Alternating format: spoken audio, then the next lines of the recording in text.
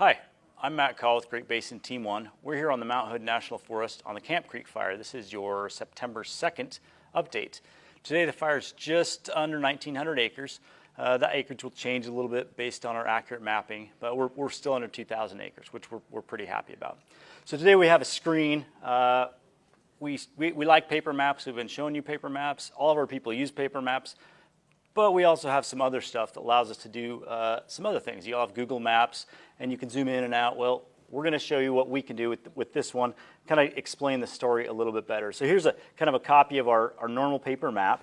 We've got the 26 road here with the communities along, and then we've got where the fire is located and the watershed, just for some kind of orientation. And to give you like a scale, that's about, every one of these squares is 1 mile. So we're 4 or 5 miles away from the 26 road, and then our fire. So we're going to zoom in onto the fire, show you what it looks like, and some interesting changes. The fire perimeter showed in red, except for we show it in black. And what the black means is containment. So today, you'll notice we have 11% containment, which is awesome.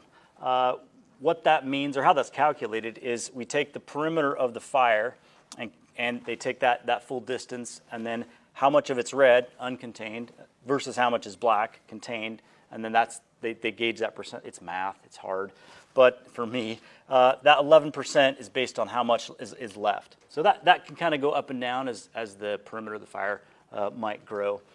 So that being contained means that we're really confident it's not going to escape that line. That's a road that's got a lot of prep work that we've talked about, remove fuels, a lot of those ladder fuels. So we're really confident that's going to stay there. And we're actually doing what we call mop-up. We're just basically in there digging with tools and spraying with water and cooling that edge off. So that's kind of one of the exciting things that's happening today. All along these roads where the R is, that's all area where we've prepped and are continuing to do prep, remove fuels, and we're getting ready to bring that fire to the edge there. So I'll kind of show you what that looks like on a different map here.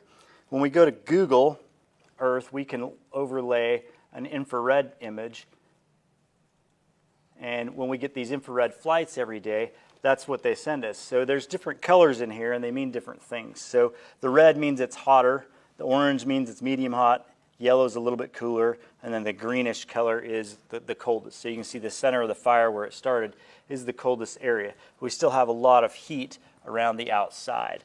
Where we just did that controlled firing operation, you can see it's starting to cool off right here, and it's a nice clean edge, and you can see it's right up against that road where we have a really good fuel break, and we've done something to improve it as well. But if you look at these fuels, it's just continuous timber out there. So if you imagine the fire gets up in the trees and can spot, that little fuel break isn't going to do much to stop it. So that's why we build and improve that fuel break, and then we control the fire based on the weather. So we've got dry weather yesterday, a little bit drier today, and we're going to use that to our advantage if we can to put some controlled fire and continue that along here and kind of close this gap up. To give you an example of how the fire can spot, that's a spot fire we had several days ago. It's fully contained. It's about 40 by 40, but that's about 3/4 of a mile. So we can't build a fuel break wide enough to catch that. So that's why we have to be in control of the fire. So that necessitates some of those burning operations. So we're going to continue that operation all along here. It's all been prepped with heavy equipment. And this road is being prepped and opened up as well as a contingency line, as well as some of these road networks here. Right here we found the opportunity where we can actually go direct, meaning we're right up against the fire's edge. We found an opportunity where the fuels and the terrain allow us to go in with some dozers and some hand crews and actually build and construct line there. I'm going to fly this around a little bit, and that's going to allow you to sort of see what the terrain looks like. When we look at a paper map, it just looks flat, but when we use this, you can see now we have a three-dimensional environment where we've got firefighters and equipment going up and down all of these slopes. So that kind of changes the perspective a little bit and how much work it takes to get this fire line in. I've rotated it around to look to the south a little bit. This is the 14 road we're looking at. So that's the other critical perimeter that we have. The fire's reached the edge there, and we're going to this road's all prepped, it's plumbed, it's got hose and sprinklers on it. So as this fire creeps up, we can kind of control, burn that edge all along up to here and kind of close these gaps so the fire doesn't get up in there and start running and kind of start doing its own thing. As we move down this drainage here, there's a what we call a hand line, like a trail that the hand crew cut up this steep slope.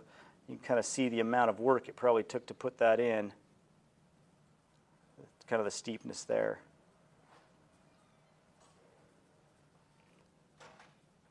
And we'll rotate back, so then that's looking to the east.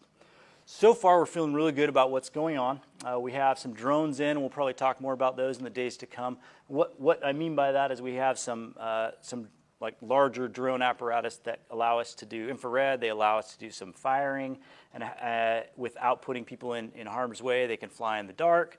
So we can actually have some more eyes in the sky, even if it's cloudy and hazy or smoky or dark. So we're pretty excited about those guys. They're up and operational today. We'll show you kind of more what those guys can do to help us in the next few days. But for now, that's all we've got for today, and we'll talk to you tomorrow.